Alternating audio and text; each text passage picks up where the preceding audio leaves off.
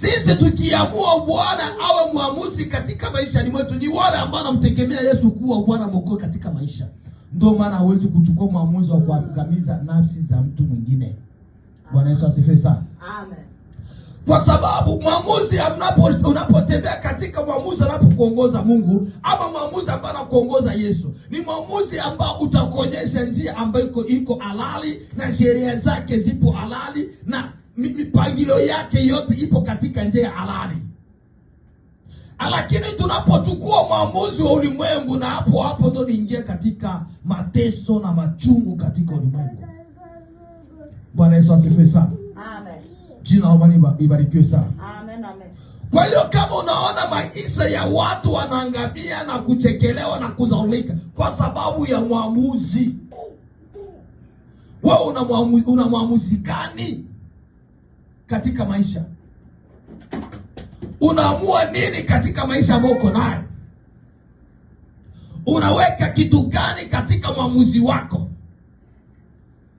Ukiamua kuwa kahaba, usiweke lawama kufamilia walelee watoto wako.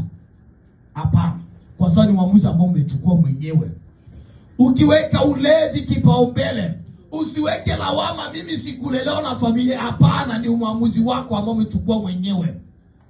Ukiweka muamuzi wako kama mimi nitakuwa to fulani, usiweke lawama, kwa sababu ni muamuzi ambao unafurahisha nafsi yako.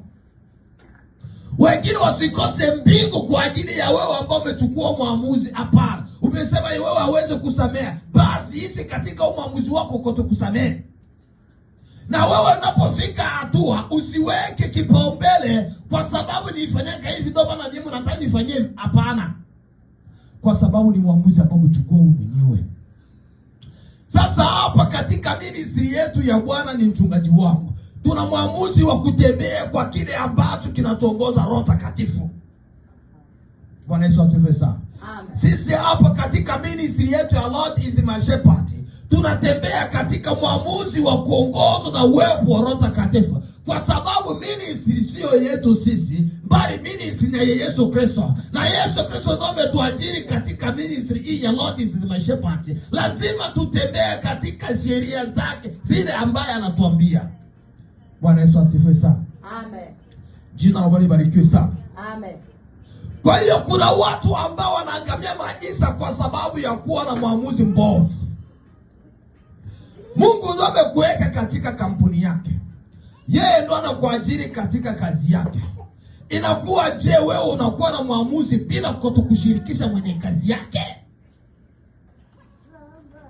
Inakuwa je, kushindwa kushirikisha ambaye kupa ile kazi? Kama unaona Wakristo ni wengi wamezagaa ama wameathirika